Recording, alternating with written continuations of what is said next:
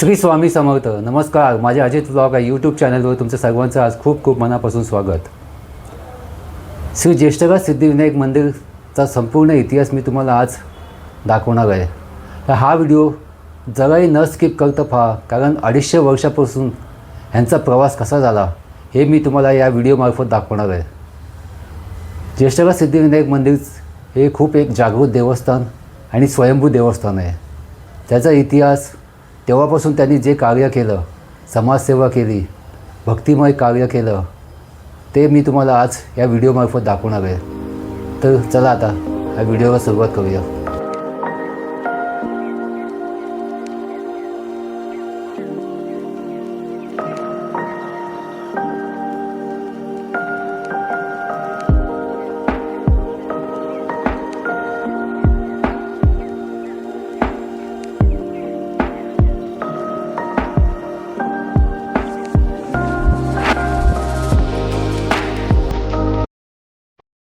पनवेल एक छोटंसं गाव, मग शहर आणि आता महानगर झालेल्या आपल्या पनवेलला एक इतिहास आहे.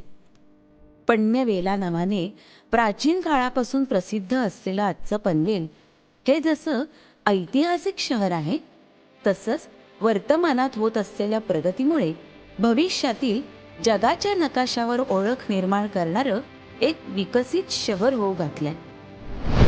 छत्रपतींच्या काळातील प्रमुख व्यापारी बंदर अशी ओळख असलेल्या पनवेलमध्ये ऐतिहासिक वाडे, तलाव, प्रार्थनालय यांचं अस्तित्व आजही ठळकपणे दिसत आहे.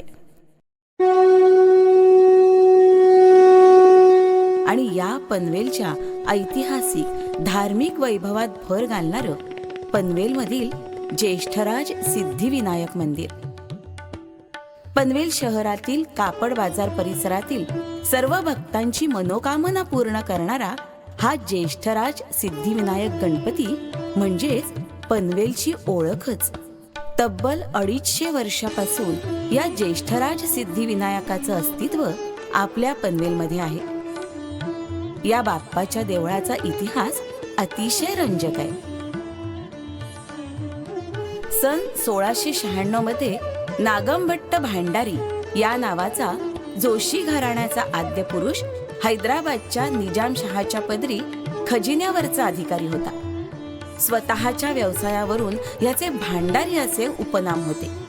निजामशहाची इतराजी झाल्यामुळे नागमभट्ट जोशी आपल्या परिवारासह आश्रयार्थ पेशवे दरबारी दाखल झाला. यानंतर पुण्यात काही काळ वास्तव्य झाल्यानंतर त्यांच्याच कुळातील त्यांचे वंशज अत्यंत विद्वान गृहस्थ भिगदेव शास्त्री तत्कालीन मराठा साम्राज्याचे मंत्री नानासाहेब फडणीसांच्या पदरी ज्योतिषी होते. पुढे नानासाहेबांनी त्यांना वैदिक परंपरा अखंड ठेवण्यासाठी पनवेल येथील वाड्यामध्ये वेधशाळा चालविण्यास पाठविले. पुढे भिगदेव जोशी यांस पनवेल परिसरातील 80 गावांमध्ये जोशी वृत्तीचे अधिकाराची वंश परंपरागत सनद मिळाली. या जोशी लोकांचा ज्योतिषाचाही व्यवसाय असल्यामुळे श्री महागणपती हे त्यांचं उपास्य दैवत होतं. त्यांच्या वंश परंपरागत उपासनेनं प्रसन्न होऊन भिगदेव जोशी यांच्या स्वप्नात प्रत्यक्ष श्री सिद्धिविनायकाने दृष्टांत देऊन आत्ताच्या सध्या असलेल्या मंदिराच्या जागी भूमिगर्भात गणपती वास्तव्य करीत आहे असा दृष्टांत दिला.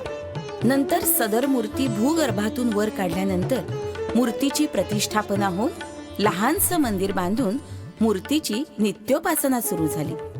पुढे वंश परंपरेने गणपती मंदिरासमोर राहणाऱ्या जोशी बंधू आणि त्यांचे वडील या निस्सीम गणेश भक्तांनी मंदिराची व्यवस्था दीर्घकाळ बघितली. या गणपती मंडळाची कीर्ती पंचक्रोशीत पसरू लागली आणि जोशी कुटुंबातील पुढील अनेक पिढ्या मंदिराची नित्याची कामे, पूजा अर्चा यामार्फत सेवा करीत राहिल्या. पुढे 1922 मध्ये लोकमान्य टिळकांच्या विचारांनी प्रेरित असलेला एक गट टिळकांच्या निधनानंतर पुढे आला आणि त्यांनी सदर गणपती मंदिराच्या माध्यमातून गणेशोत्सव मंडळाची ही स्थापना केली. हळूहळू इथे गणेशोत्सवही नीटच पद्धतीने सुरू करण्यात आला. सांस्कृतिक आणि सामाजिक कार्यक्रमांच्या माध्यमातून पनवेलमध्ये प्रबोधन करण्यास सुरुवात केली. तो काळ नाट्यसृष्टीच्या वैभवाचा काळ होता. पनवेलचे लोक पूर्वीपासूनच पहिल्या प्रतीचे नाट्यरसिक, त्यामुळे उत्सवास नाटक कंपनीतल्या गायक नटांची हजेरी लागू लागली. साधारण 1948-49 मध्ये भिकाजी गणेश जोशी आणि रघुनाथ विष्णू जोशी यांनी देवालयाचा कारभार हातात घेऊन देवालयाच्या उत्कर्षासाठी मेहनत घेतली आणि पंच कमिटीची स्थापना केली. 1958 साली देवस्थान ट्रस्टची अधिकृत नोंदणी झाली. 1978 साली पूजनीय तपस्वी आप्पाशास्त्री जोशी यांच्या प्रेरणेनं आणि सहाय्यानं मूर्तीचं सिंदुरात धुलन आणि कवच विसर्जन विधीपूर्वक मोठ्या थाटानं पार पडलं आणि उजव्या सोंडेची सर्व अवयव आणि अलंकारासह सौष्ठव असलेली सर्वांग सुंदर श्री गणेश मूर्ती ज्येष्ठ शुद्ध चतुर्थीच्या मंगल दिवशी प्रकट झाली. म्हणून ज्येष्ठराज सिद्धिविनायक असं श्री गणेशाचं विधीपूर्वक नामकरण करण्यात आलं. देवस्थानच्या कार्यक्रमांचा, धार्मिक कार्यांचा, समाजसेवेचा हा प्रगतीचा आलेख असा नेहमीच चढता राहू लागला. 1978 सालापासून देवस्थानचे सक्रिय कार्यकर्ते आणि विश्वस्त असणारे मुरलीधर जोशी यांनी 1999 मध्ये देवस्थानचे अध्यक्ष म्हणून कार्यभार स्वीकारला. दैनंदिन कार्यपद्धतीत योग्य ते बदल करून देवस्थानचं काम अधिकाधिक समाजाभिमुख करण्याचं काम या विश्वस्त मंडळानं सुरू केलं. दरम्यानच्या काळात जुलै 2005 मध्ये महापुरामुळे श्रींचे वास्तूत निर्माण झालेला धोका गंभीर स्वरूपाचा होता. भाविकांची मंदिरात असणारी रोजची वर्दळ, त्यांना होणारी गैरसोय, अपुऱ्या सुविधा या वास्तूत निर्माण झालेला धोका लक्षात घेऊन सध्याच्या पंच कमिटीनं तातडीनं निर्णय घेऊन श्रींच्या वास्तूचे जीर्णोद्धाराचं काम हाती घेतलं.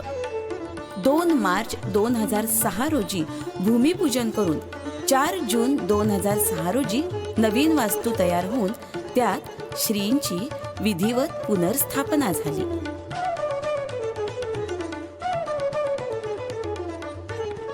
खरं पाहता मंदिराच्या स्थापनेपासूनच देवस्थाननं सामाजिक प्रबोधनाचं काम सुरूच ठेवलं असलं तरी प्रामुख्यानं मागच्या 15 वर्षात देवस्थानने घेतलेले उपक्रम हे निश्चितच प्रशंसनीय आहेत.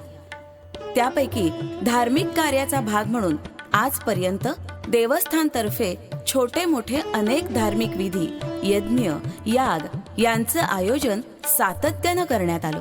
त्यातील प्रामुख्यानं सांगायचं म्हणजे देवस्थानतर्फे गणेश पंचायतन यागाचं आयोजन करण्यात आलं होतं. त्यानंतर रुद्र घनपाठ हा एक आगळा वेगळाच कार्यक्रम देवस्थाननं आयोजित केला होता. यामध्ये रुद्राचे घनपारायण करण्यात आले.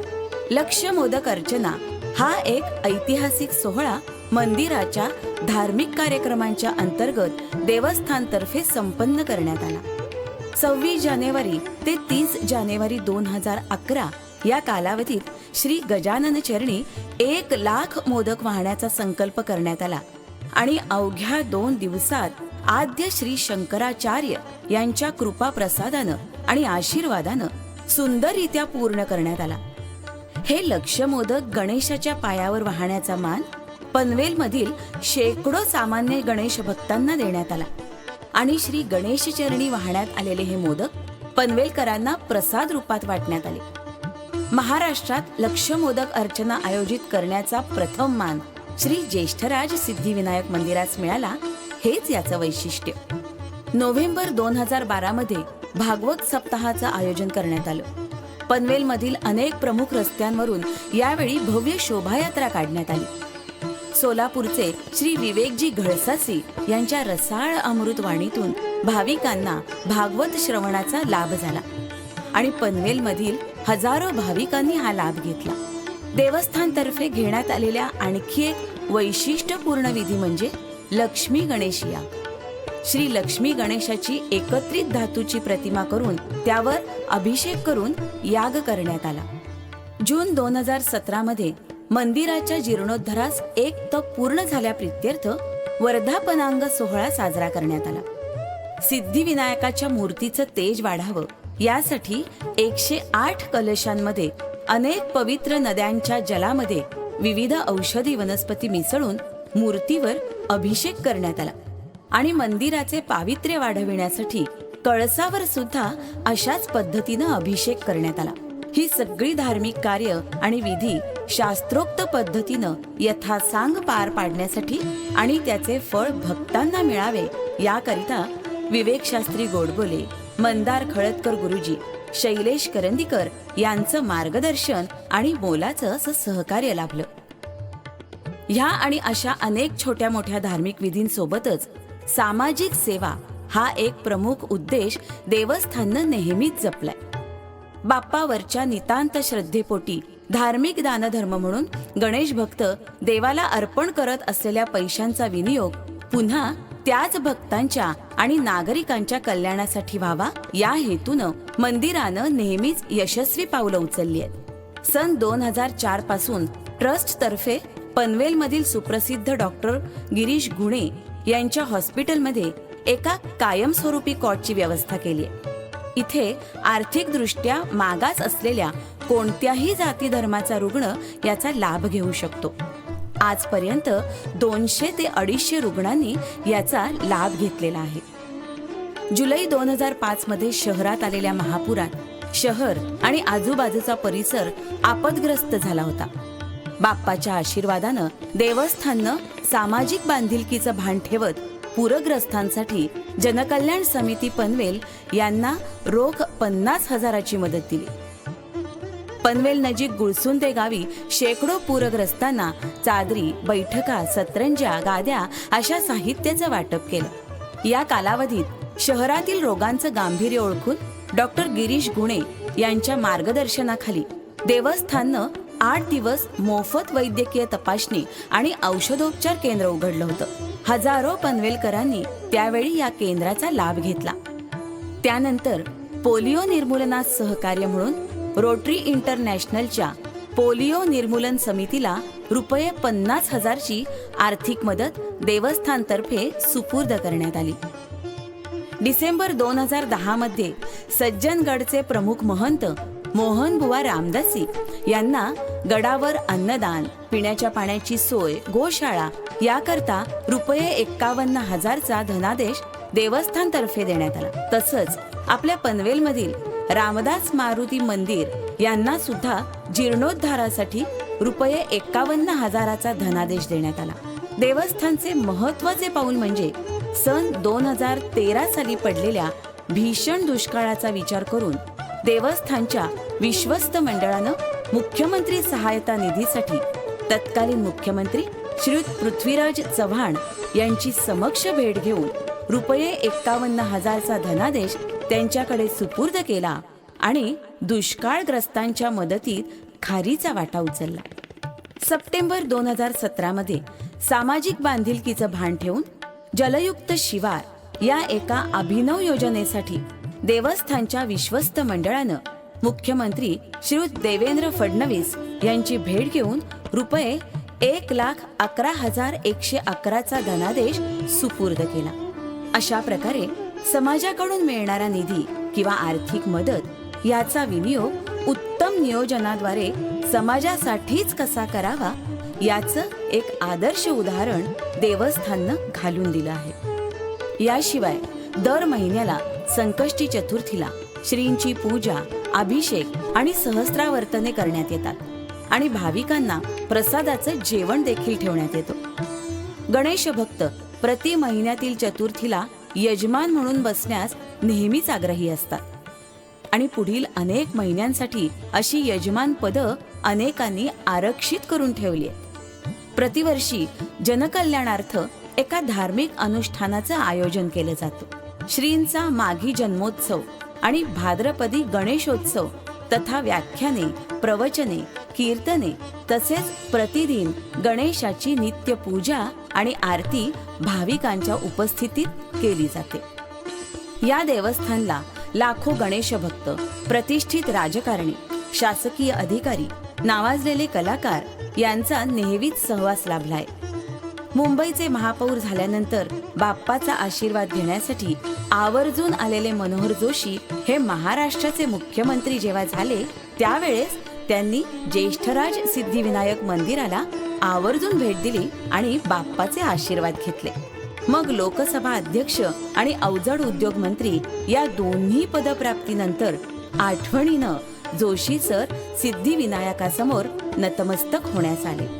याशिवाय अगदी गणेश मंडळाच्या स्थापनेपासून विविध उत्सवांच्या निमित्ताने पु ल देशपांडे, पंडित जितेंद्र अभिषेकी, पंडित राम मराठे, श्रीकांत मोघे, यशवंत दत्त, भालचंद्र पेंढारकर, अनंत दामले, पंडित वसंतराव देशपांडे यांचे शिष्य श्री चंद्रकांत लिमये, डॉक्टर श्रीयुत राम देशपांडे, प्रकाश घांगरेकर, प्रभाकर कारेकर, साहित्यिक अनंत काणेकर, खगोलशास्त्रज्ञ श्री दा कृ सोमण, श्रीमती देवकी पंडित, कुमारी शाल्मली सुखटणकर, नर्मदा परिक्रमाकार श्री जगन्नाथ कुंटे, तसंच ज्योतिर्भास्कर जयंत साळगावकर आणि कीर्तनकार चारुदत्त आफळे या दिग्गजांनी सुद्धा श्री ज्येष्ठराज सिद्धिविनायकाच्या मंदिराला भेट दिली आहे.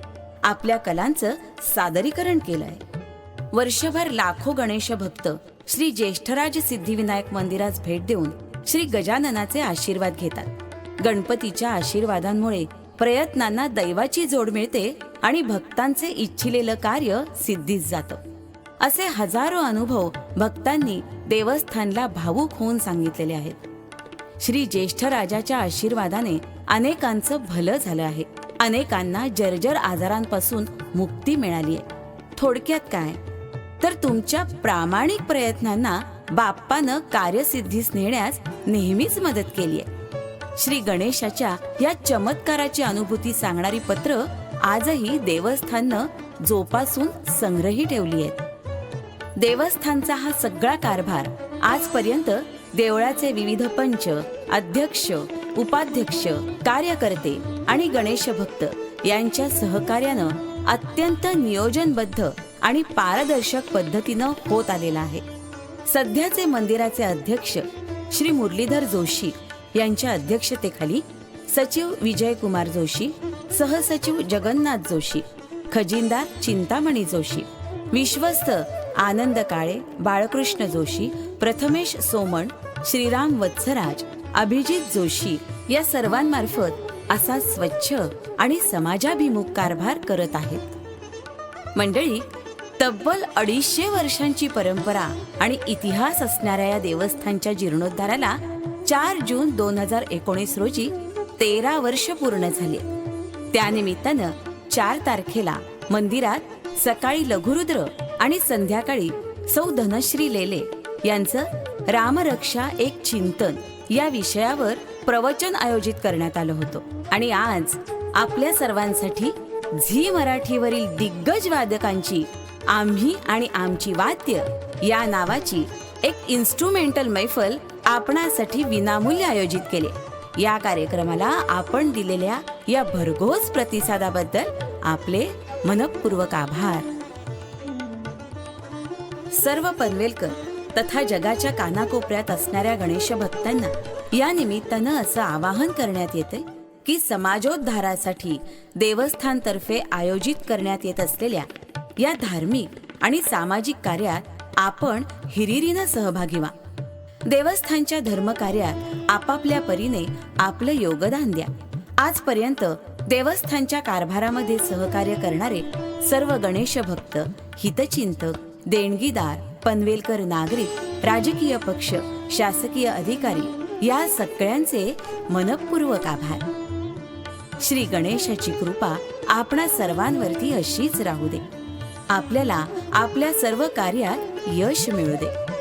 बळीराजा सुखावू दे. भारताची सर्वांगीण प्रगती होऊ दे आणि विश्वात सर्वत्र शांती प्रस्थापित होऊ दे अशी प्रार्थना आपण या गणेशाच्या चरणी करूया. बोला गणपती बाप्पा.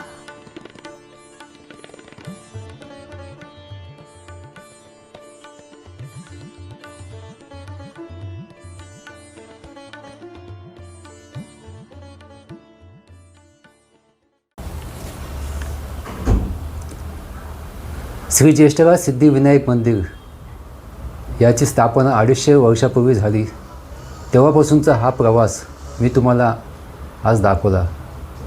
250 वर्षापूर्वी स्थापन झालेले हे देवस्थान आणि आजपर्यंत यांनी या देवस्थानाने जे जे कार्य केलं जे जे समाजसेवा केली, जे जे भक्तिमय कार्य केलं ते मी तुम्हाला दाखवलं.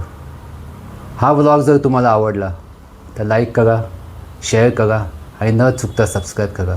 श्री स्वामी समर्थ.